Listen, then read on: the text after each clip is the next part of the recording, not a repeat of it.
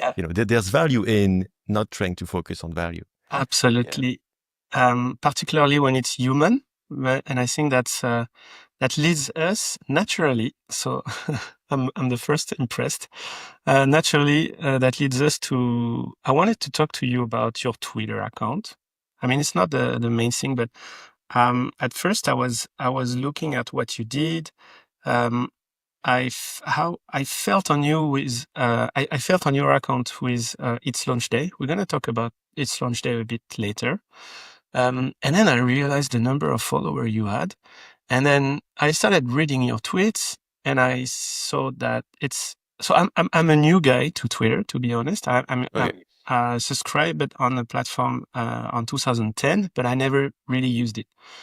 I did my life without using the Twitter account. And then now that I'm creating a community with Nocturne and everything, I started to believe that I need to get closer to the audience. So I need to go back to the socials and stuff, but I don't have any code.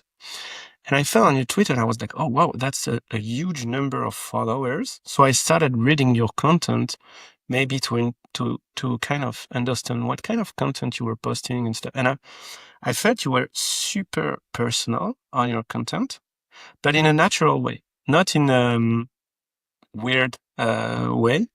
Like the main example is what you're doing. I mean, we need to talk about the costume, the suit, the wedding suit. Yeah, go ahead. Go ahead. We Yeah. need to talk about that because I, Anything. I got married in 2017, and when I first saw that idea, I was like, that feels super weird. Like, inviting like the business to a super family and personal, event.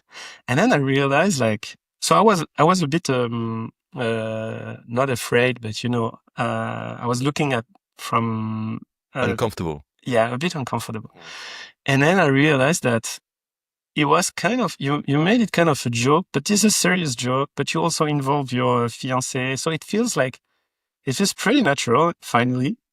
And yeah, I don't know what was the Yeah. question. Yeah. No, it's just basically I'm completely broke almost right now. Like I have like 6,000 euros or something.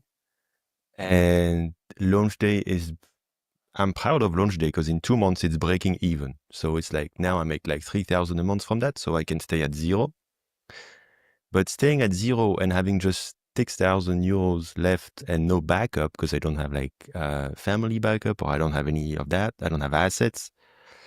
Uh, it's like very hard. Like it's very hard.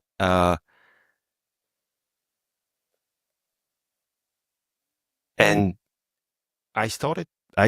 But I still I fell in love with my fiance. 1 year ago, and we want to get married. Also because of visa, because she's not French, so it's annoying she cannot live here full time. So it's also why we're getting married so quickly. But we also really want to get married. It's not like so. But then I started saying, well, I have almost no money. I'm trying to just grow my startup, which is already impossible. It's like a huge challenge. And now I need to pay for this wedding, but I just tweeted and I'm going to make it. And I was just like, my vibe, that was just like, because I learned to motivate myself and I start trusting my instinct more, because I've been doing startups for 7 years and I had big burnout 2 years ago. But since coming back, like 1 year ago or so, I'm like, I have less fear. And so, I'm more like I can go to the edge and it's okay. So I was tweeting in that sense. And some guy said, very famous guy, Daniel Vassallo, oh, I'm going to give you 4,000 euros. Because I said the wedding costs 4,000, which is like the bare minimum I could make it. This cheapest wedding would be 4,000. Yeah. Only 20 guests and shit. And he offered to give me a loan of this money. And I said yes, which was the first time accepting money from anyone in my life, like this. And then somebody said, oh, I can give you $500 if I can put the logo of my startup on your suit. That was a joke. That's funny. That was a joke, but I retweeted it. I was like, it's just fun. So I just retweeted and said, hey, anybody else want to do that? And I had 20 people say, yes, I want. And so I'm like, oh, wow, that's product market fit. That's like, like you just make a tweet and you have 20 people say, yeah, take my money. Okay, you have something. And then I started taking it seriously. Then I started like, and for me, it was like, okay, how can I make this cool? And thankfully, 2 years ago, so after my burnout, my previous startup, and we're going to talk about that later probably, but like after this burnout, then I took a job for like 8 months in a startup in Paris called Abyssal. Awesome guys, awesome team. And for this few months where I had a job and I had financial security finally for, after so long, I was just enjoying. And so I hired a stylist, a French, a guy who was helping me. I paid him like 3,000 or something, and he helped me figure out, like, not just like some guy who tells you, oh, you need to wear orange because it looks good. Like this guy is a designer. Like he used to have a startup. He made thousands of suits, amazing looking, really cool guy. And so when I had this, so now like 2 weeks ago, when there was this suit idea, like I sent him a message like, hey, can we do this? And he's like, yeah, fucking let's go. It sounds awesome. And so he started working on it, and I worked on him with him for 1 week, to find how can we make something cool, and we can make something cool, like that's beautiful. And then it became like a product. Like now, this suit is not just like just a joke. It's not a joke actually. It's like, and it's good because I had no idea. I wasn't super excited about this wedding. I'm excited about getting married with my wife, but I'm not excited about this wedding. It didn't feel like, I didn't have much money. It seemed a bit, to be honest, a bit boring.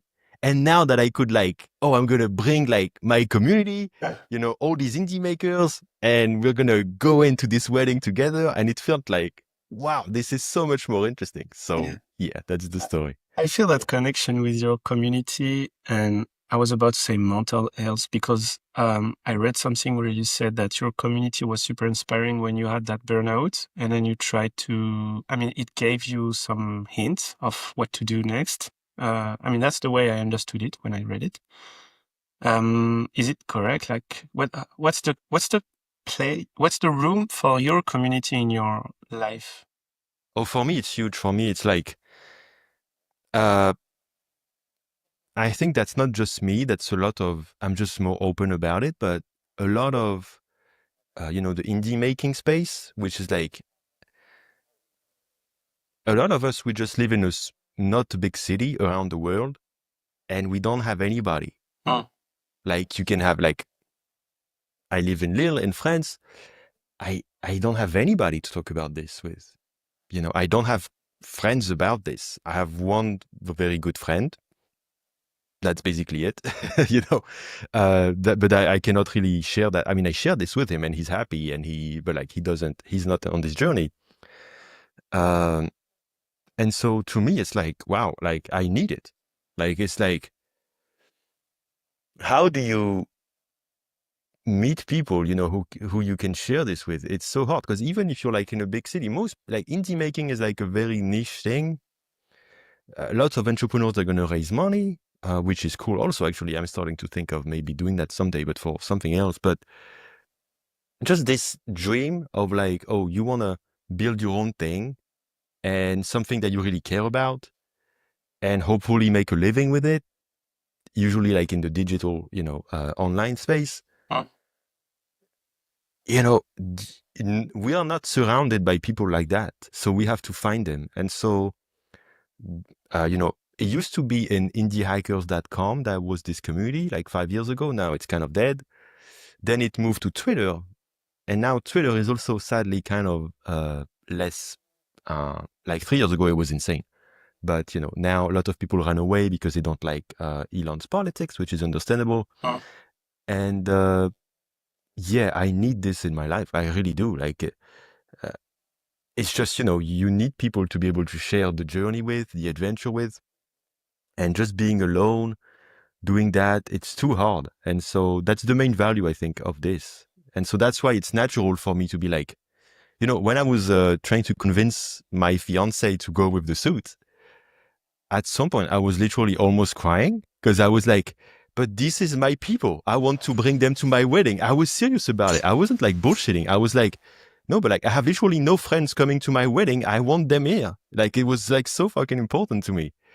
And then she got it, you know. But So yeah, it's not a 20 people wedding. It's a 120,000 people wedding. yeah, exactly, yeah. And it's not, to show off or anything because I Oh, want to keep it low key. We're not gonna do like some crazy live streaming. It's not about that. It's just about bringing them with me on this amazing, super expensive jacket that I'm gonna have. Way too expensive, 3,000, I think, but whatever. yeah. At least it will gonna look awesome. And You're gonna keep it forever. Because yeah, or if somebody offers me money, I will sell it. But yeah, I'm super proud of wearing my wedding suit sometimes when I go to others' wedding because I don't have like many suits. I never oh, dressed I see. like that. Yeah, And I'm not sure I can bring that to somebody else, but maybe we'll see. Yeah, that will be maybe fun. so the value continues to provide values like in 10 years if you go to other people's wedding with your wedding suit. Yeah, no, but I can wear it at like some special events because I think maybe launch day one day they could have some physical events, like because that's a big community thing Mm. mostly. So that would be cool.